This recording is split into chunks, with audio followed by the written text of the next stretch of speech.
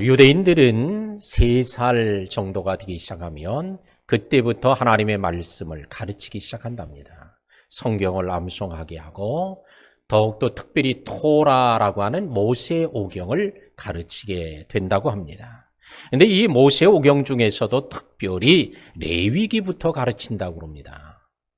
우리가 생각할 땐 레위기는 좀 서툴고 낯설고 또 읽어도 이 뜻이 잘 이해하기 어려워서 성도들이 성경을 읽다가도 레위기가 나오면 건너뛰어서 민수기로 가게 되는 일도 있고 거기서 막히면 다시 신약 마태복음으로 가는 경우들도 있습니다. 많은 목사님들이 또 레위기도 별로 그렇게 설교하는 빈도가 많지도 않습니다. 그런데 이 레위기를 유대인들이 아이들이 이제 말을 배우기 시작할 때에 이제 지각이 생겨날 때 레위기부터 저들이 가르친다고 하는 것은 우리가 생각하는 것하고는 달리 저들은 레위기를 아주 매우 중요하게 생각하고 있다는 사실을 우리는 알 수 있습니다. 모세오경을 간략하게 말씀을 드리면 창세기는 하나님의 백성들에 대한 선택의 문제예요. 출애굽기는 하나님의 백성들에 대한 구원의 문제를 다루고 있고 레위기는 하나님의 백성들의 거룩한 삶을 다루고 있습니다. 민수기는 하나님의 백성들이 연단받아서 더 정금으로 나오는 이런 연단과 훈련의 내용이요. 신명기는 이런 하나님의 백성들이 어떻게 살아야 될 것인가에 대한 하나님의 말씀, 율법, 교훈을 말한다고 할 수 있습니다. 그런데 이 모세오경 중에 레위기는 앞에서 보면 창세기, 출애굽기, 레위기 3번째예요. 뒤에서부터 보면 신명기, 민수기, 레위기 뒤에서부터 봐도 3번째예요. 앞에서 봐도 중간에 있고 뒤에서 봐도 중간이요. 한 중간에 있는 게 레위기입니다. 이 레위기는 그러므로 모세오경의 중심을 차지하고 있습니다. 레위기의 내용은 겉으로 구조는 5대 번제와 7대 제사를 중심으로 쭉 기록이 되어 있습니다. 5가지 제사와 7가지 절기는 전부 다 하나님이 정해주신 제사요, 하나님이 정해준 절기요. 이것을 통해 하나님과 가까이하고 하나님을 만나는 방법을 가르쳐주고 있습니다. 그래서 유대인들은 하나님을 어떻게 만나느냐, 하나님과 어떻게 하면 가까이 할 수 있는가, 그것이 레위기라고 하는 사실을 알고 어렸을 때부터 하나님을 가까이 하고 하나님께 나가는 길을 가르치기 위해서 아마 어려워도 레위기부터 유대인들이 가르친 것으로 보여집니다. 오늘 이 시간에는 모세오경 가운데 가장 중심에 있는 책 레위기에서 또 그 레위기 중에 5대 제사 중에서도 번제, 소제, 화목제, 속죄제, 속건제 5가지 제사 중에도 또 중심에 있는 화목제 3번째에 해당하는 화목제에 대한 말씀을 좀 제가 함께 나누려고 합니다. 오늘 화평의 달 4번째 주일 마지막 주일에 제사 중에서 화목제, 곧 평화의 제사라고 불리워지는 오늘 이 화목제에 대한 말씀을 함께 나누면서 오늘 화평의 은혜가 우리 모두에게 더 풍성하게 임하는 귀한 시간이 되기를 주의 이름으로 축원합니다. 자, 화목제는 그럼 과연 어떤 제사인가? 1절 말씀 보면 사람이 만일 화목제의 제물을 예물로 드리되 화목제가 나옵니다. 이 화목제라고 하는 것은 제바흐 쉘라밈이라는 단어인데 제바흐와 쉘라밈이 이게 붙어 있어요. 이걸 우리는 합성어라고 그러죠. 근데 제바흐는 뭐냐? 희생제물을 말하고 쉘라밈 이건 우리가 잘 알고 있는 대로 샬롬이라는 단어의 복수형이에요. 그러니까 희생제물과 평화라는 단어가 붙어진 게 이게 화목제인데 희생 제물을 통하여 하나님께 평화, 화평의 관계를 갖게 하는 제사, 이게 화목제예요. 그러므로 오늘 이 화목제, 희생 제물을 드림으로 하나님께서 그들과 이제 원수되었고 하나님과 등지고 있었던 그들이 하나님과 마주대하여 화목하고 평화하게 하는 제사, 이게 이제 화목제입니다. 그러므로 영어로는 이 화목제를 Peace 오퍼링이라고 그렇게 표현하고 있습니다. 피스, 평화예요. 오퍼링, 제사예요. 평화를 이루는 제사. 이게 화목제입니다. 오늘 이 시간에 이런 화목제에 대한 말씀을 나눌 때 하나님과 화목하지 못했던 분이 화목하고 이웃과 화목하지 못했던 분이 화목하고 또한 자신과 화목하지 못했던 자가 자신과도 화목하는 이런 놀라운 은총이 임하게 되기를 축원합니다. 그러면 화목제로 어떤 짐승을 드리는가? 하나님께서는 화목제물로 드릴 수 있는 짐승은 1절에서는 소를 드릴 수 있다.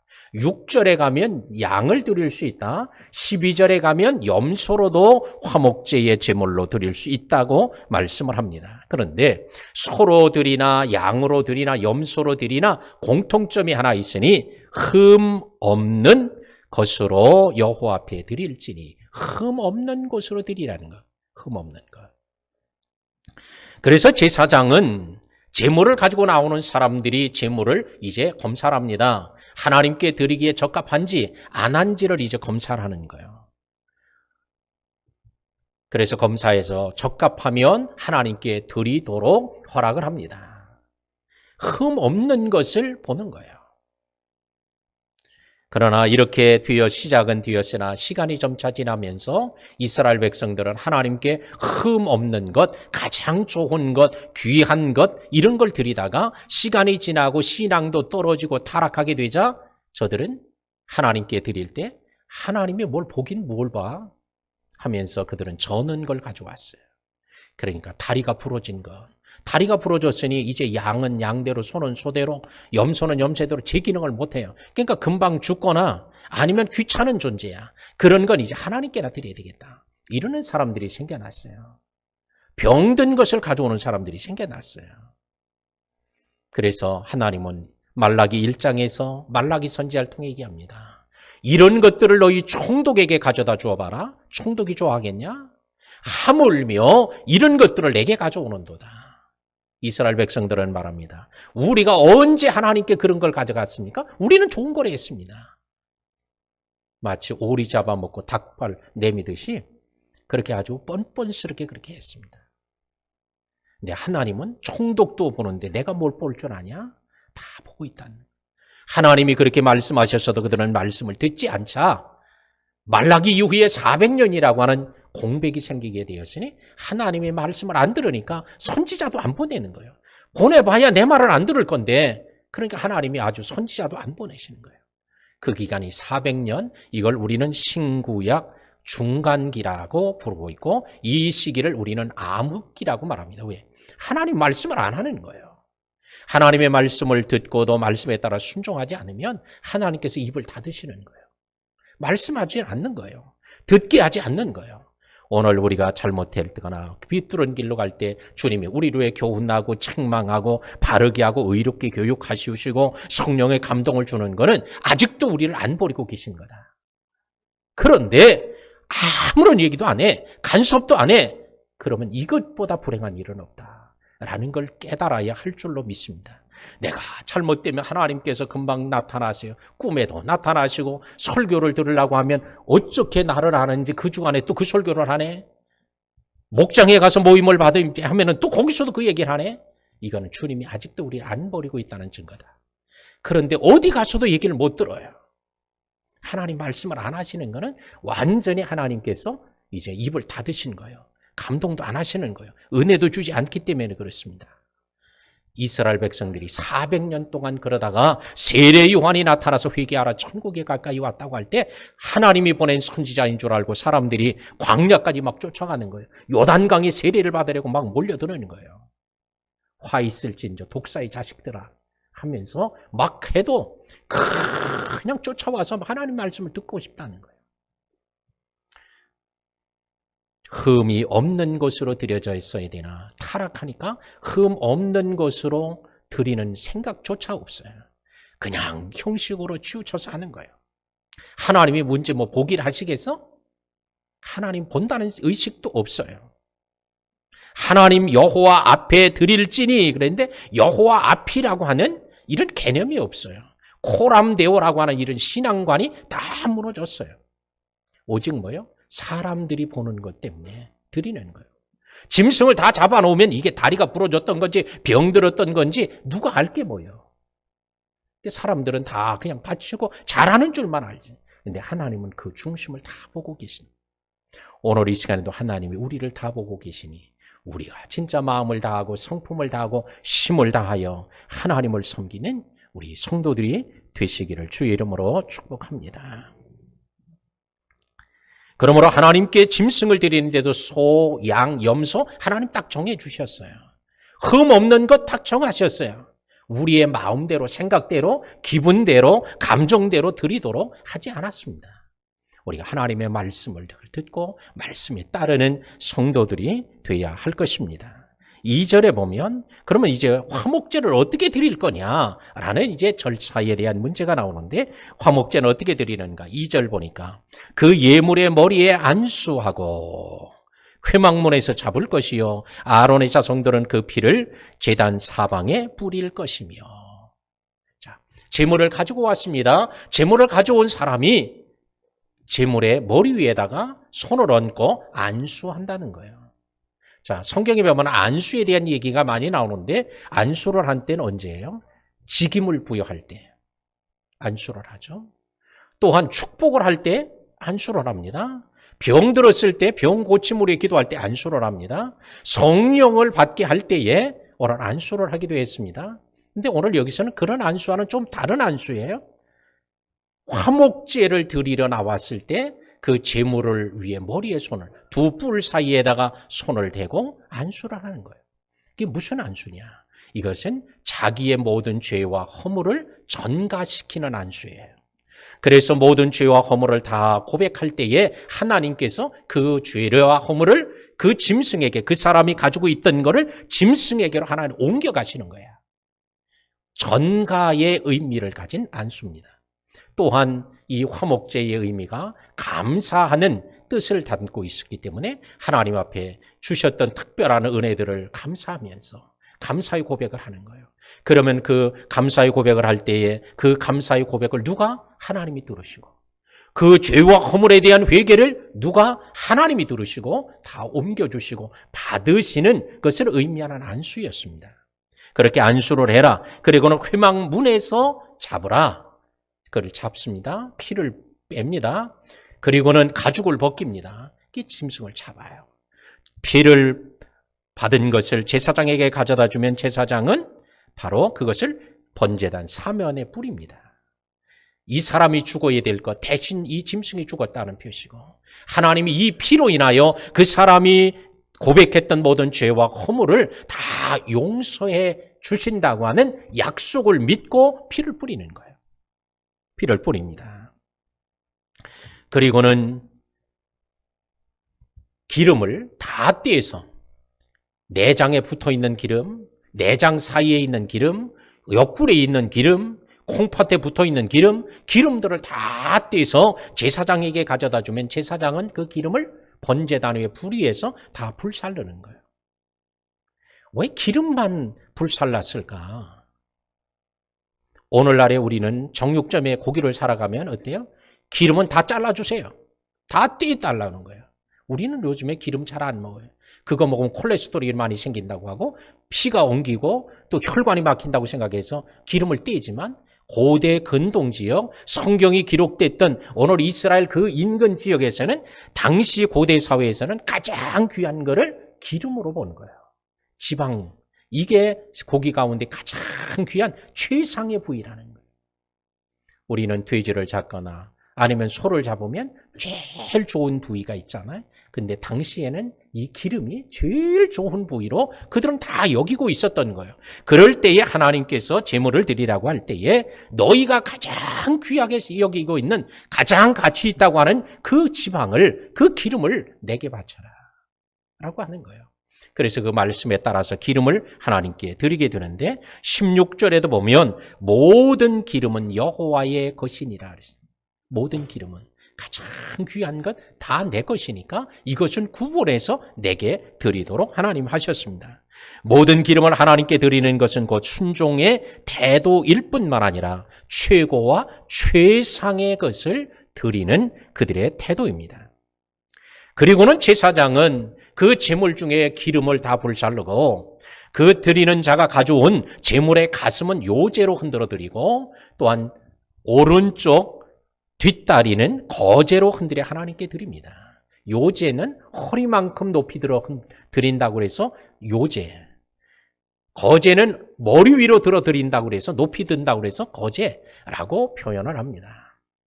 오늘 드림은 오늘 여기서 요제로 드리는 하나님께 드리는 제사장이 직접 고기를 들고 하나님께 내어 미는 거예요. 그리고는 다시 이제 손을 거두어드리죠. 그러면 드린 하나님께 내미는 것은 곧 하나님께서 드리는 표현이고 그 다시 받는 것은 하나님이 되돌려 주시는 걸 상징합니다. 그래서 하나님께 이 화목제물의 제물을 드렸을 때 하나님이 다시 되돌려 주는 거예요. 하나님께 드린 건 지방 덩어리를 드렸는데 하나님께서 다시 되돌려 주시는 건 뭐예요? 가슴살과 또한 뒷다리 좋은 것들을 다 하나님 되돌려 주시는 거예요. 작은 것을 드렸으나 하나님은 더 많은 것을 되돌려 주시는 이런 은혜가. 그래서 이 되돌려 받은 걸 어떻게 해요? 그 제사에 참여했던 제사장, 레위인, 또한 제사를 드리는 자, 그의 가족들 함께 그것을 먹으며 교제를 나누는 제사. 이게 이제 화목제의 절차와 과정이었습니다. 그런데 이 화목제는 어떤 특색이 있는가 보면 5절에 보면 이는 화제라 그랬어요. 화제는 불화자의 제사제자를 써서 불로 태워드리는 제사라고 하는 뜻을 가지고 있고 또한 여호와께 향기로운 냄새니라 그랬어요. 자, 기름을 태워서 하나님께 이제 제단에서 태워드리는데 그걸 하나님께서는 향기로운 냄새라는 거예요. 이건 다른 말로 표현하면 하나님이 그 냄새를 좋아하셨다. 곧 그의 의미는 하나님이 이런 제사를 하나님이 받으셨다 이런 뜻입니다. 그러므로 우리는 오늘 하나님께 말씀에 따라 하나님께서 말씀하신 그대로 규정에 따라 하나님 드릴 때 하나님께서는 그 제사를 기쁘게 받으시고 하나님께서 향기롭게 여기시는 줄로 믿습니다. 오늘날엔 우리는 그러나 이제 우리들은 로마서 12장 1절에 로마 교회에게 얘기할 때 뭐라고 그래? 너희 몸을 하나님이 기뻐하시는 거룩한 산 제사로 드려라. 이제는 짐승을 가지고 드리는 게 아니라 너희 몸을 하나님이 기뻐하는 산 제사로. 구약의 1500년 동안 예수님이 십자가를 지시기 전까지는 짐승을 드림으로 하나님을 기쁘시게 하는 향기로운 제사를 드렸지만 이제는 우리의 몸으로 하나님이 기뻐하는 제사를 드리는 때가 온 줄로 믿습니다. 그래서 우리는 지금 짐승을 잡아드리질 않아요. 우리는 뭘로? 우리 몸으로 하나님께 산제사를 드리는 성도들인 줄로 믿고 지금까지도 해왔던 것처럼 주님 오시는 날까지 이런 산제사, 거룩한 제사로 주님을 기쁘시게 하는 우리 모든 성도들이 되시기를 바랍니다. 이 화목제에 세 가지 특색이 있는데 이 화목제는 첫 번째 감사제라는 거예요. 하나님께서 주셨던 특별한 은혜, 복주심에 대한 감사함으로 드리는 제사가 이 화목제예요. 또한 이 화목제는 서원제입니다. 서원을 할 때, 기도할 때, 서원을 하며 기도할 때 그때 드리는 제사가 이 화목제를 드리면서 서원을 합니다. 또한 이 화목제는 자원제라고 해서 강제적으로 강요해서 하는 게 아니라 스스로 자발적으로 하나님께 드리는 제사예요. 오늘날로 말하면 감사의 제사, 감사헌금 이런 의미와 또 상당히 일맥상통한다 할 수 있습니다. 그러니까 이거는 11조는 우리가 의무제지만 의무적으로 드리는 헌금이지만 감사헌금은 우리가 감사할 일이 있을 때 또 소원을 하거나 할 때 우리가 특별히 그렇게 드리고 또한 자발적으로 우리가 하는 거죠. 오늘 이런 감사의 화목제가 오늘 하나님께 드려질 때 하나님은 화목제를 드릴 때 기름을 받으시지만 되돌려 주시는 게 많은 것처럼 우리 하나님께 우리가 감사할 때 하나님 우리에게 더 큰 은혜와 축복으로 되돌려 주시는 줄로 믿습니다. 미국의 어느 지역 신문에 추수감사절에 기록 거기에 게재됐던 내용을 잠깐 소개합니다. 어느 회사를 다니는 사람이 한 40대였는데 중역입니다. 간부예요. 근데 갑자기 혈관 질환으로 인해서 중풍이 온 거예요. 반신불수가 되었습니다. 병원에 입원해서 치료를 합니다. 그런데 실망과 좌절 속에 이제 일할 때가 됐는데 이때 내가 쓰러지다니. 이제 아주 인생이 완전히 끝난 것처럼 신세 타령하고 원망 불평만 쏟아내고 있습니다. 그래서 그 병간호를 하는 아내조차도 너무 계속 불평, 불만에 꽉 차 있으니까 아내조차도 그 곁에 있기가 불편할 정도로 아내조차도 매우 힘들었다고 합니다. 그러던 어느 날 병원에 목사님이 찾아와서 오늘 그와 얘기하던 중에 보니까 목사님 붙잡고도 그냥 막 불평, 불만, 신세 타령만 하는 거예요. 왜? 그가 속에 그것만 쌓여 있으니까. 근데 이렇게만 하지 말고 기도 좋은 일도 있었을 것 아닙니까? 난 좋은 일 하나도 없다고. 이보다 더 나쁜 일이 어디냐고. 그러면서 막 불평하는 거예요. 그러지 말고 좋은 일도 한번 생각해 보라고. 그리고 권면하고 돌아갔습니다. 가만히 생각해 보니까 좋은 일, 지금까지 살아오면서 40평생 살아오면서 좋은 일 아무것도 생각나지 않더라는 거예요. 근데 목사님의 말이 자꾸 떠오르면서 가만히 생각하니까 초등학교 다닐 때 자기 담임했던 여자 선생님이 생각이 나더라는 거예요. 자기는 학교 다닐 때 공부도 별로 잘하지 못했지만 그런데 자기를 볼 때마다 그 선생님이 너는 참 착하다고. 너는 어떻게 이렇게 훌륭하냐고. 아주 참 착한 아이라고, 좋은 아이라고 자꾸 칭찬을 했다는 거예요. 그 생각이 나서. 근데 그 칭찬 때문에 선생님의 보기가 좋아서 그 시간에 뭐 열심히 공부도 하고 했는데 그러고 나서 중학교도 가고 고등학교도 가고 대학교도 가서 그 선생님이 자기를 격려해 준 것 때문에 그래서 지금 회사에 들어와서 중역이 돼서 이렇게 일해왔던 게 갑자기 생각나면서 그 선생님을 내가 왜 이렇게 잊어버리고 한 번도 생각하지 못했을까? 생각이 나더랍니다. 그래서 이제 그 선생님이 내가 지금 여기까지 온 것만 해도 그 선생님이 아니었으면 내가 아니었지 생각을 하고 이제 편지를 쓰기 시작한. 근데 어디 계신지를 몰라서 수소문을 해보니까 양로원에 그 남편, 그 선생님의 남편이 세상을 떠나고 혼자 있어서 양로원에 가 계신다는 걸 알게 되고 주소를 알아 편지를 썼다는 거예요. 선생님, 제가 지금 저는 중풍으로 반신불수가 됐습니다. 그런데 선생님이 아니었으면 제가 지금까지 이렇게 올 수도 없었을 것입니다. 선생님 너무 한 번도 찾아뵙지도 못하고 편지도 한 번 못한 거 죄송하다고 그러면서 너무 감사하다고 편지를 보냈다는 거예요. 근데 얼마 지나서 편지 답장이 왔는데 선생님이 답장을 쓴 거예요. 지금까지 내가 평생 선생님으로 아이들을 가르쳐 왔지만 한 번도 나에게 편지를 쓴 사람이 있거나 나를 찾아온 사람이 한 번도 없었는데 자네가 유일하게 내게 편지를 써주었고 나 때문에 자네가 이렇게 행복하고 즉 나 때문에 이렇게 잘 됐다고 하는 편지를 내가 받으니 내가 너무 마음이 감동돼서 내 침대에다가 그걸 놓고 난 날마다 그걸 계속 읽고 또 읽고 그러고 있다네 하면서 내가 자네가 건강하게 되기를 바라네. 그리고 내가 평생 동안 교편을 잡고 아이를 가르쳤지만 자네 한 사람 때문에 내가 선생하기를 잘했다 이런 보람을 느끼고 있네 라고 하는 글을 쓰면서 내가 자네의 회복을 위해 기도하마 그러면서 끝을 맺었다. 그 편지를 받아든 이 제자가 다시 갑자기 힘이 솟아오른 거예요.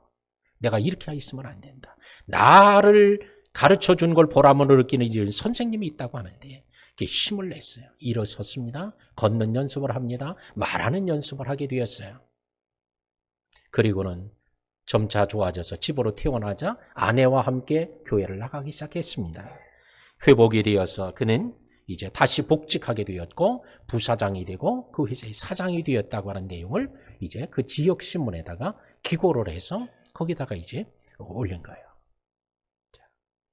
우리는 감사할 때 우리의 삶의 변화가 일어날 줄로 믿습니다. 하나님께 감사할 때 하나님이 역사하실 줄로 믿습니다. 하나님이 화목제를 드리니 하나님께서 더 많은 것으로 갚아주셨던 것처럼.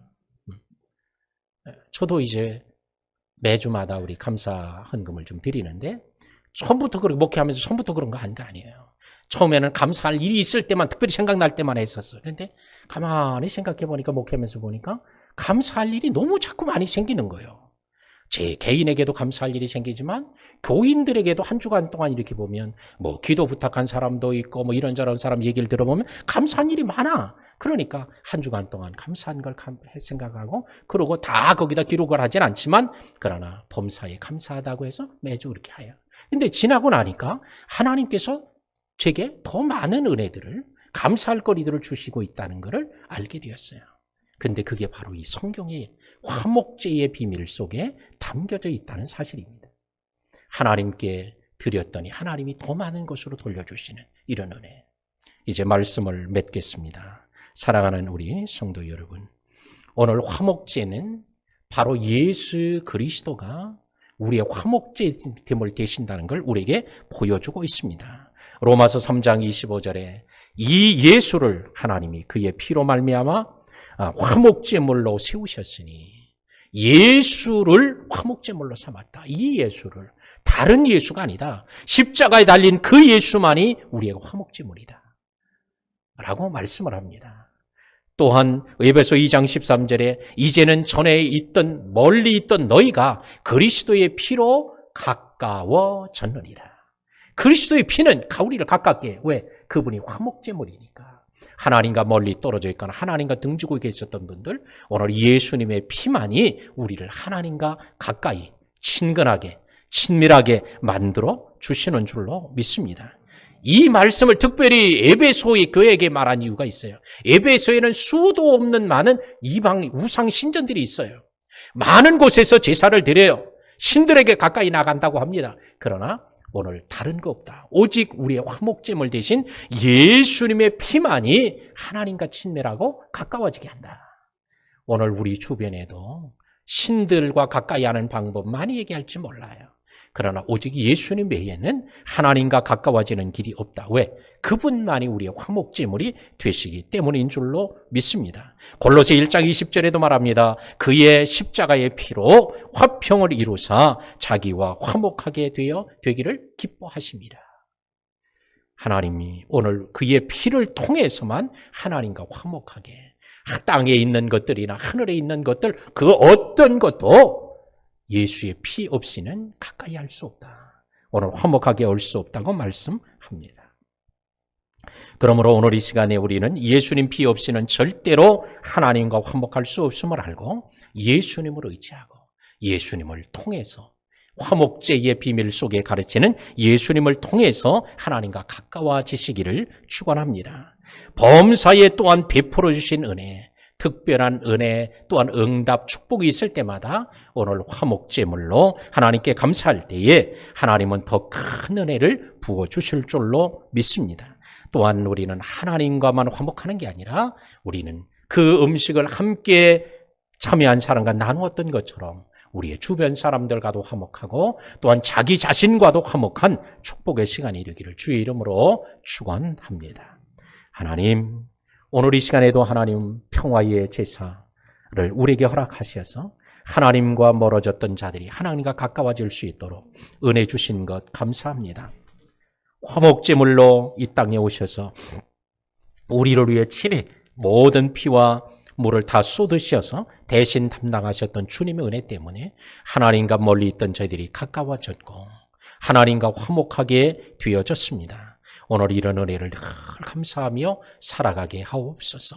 또한 우리에게 주셨던 은혜가 있을 때마다 하나님이 베풀어 주시는 놀라운 은혜와 축복이 생각나고 또한 베푸실 때마다 화목제물로 하나님께 감사함으로 더 풍성한 은혜가 넘치는 살아있는 생생한 산증인들 되게 하여 주옵소서. 예수님의 이름으로 기도하옵나이다. 아멘.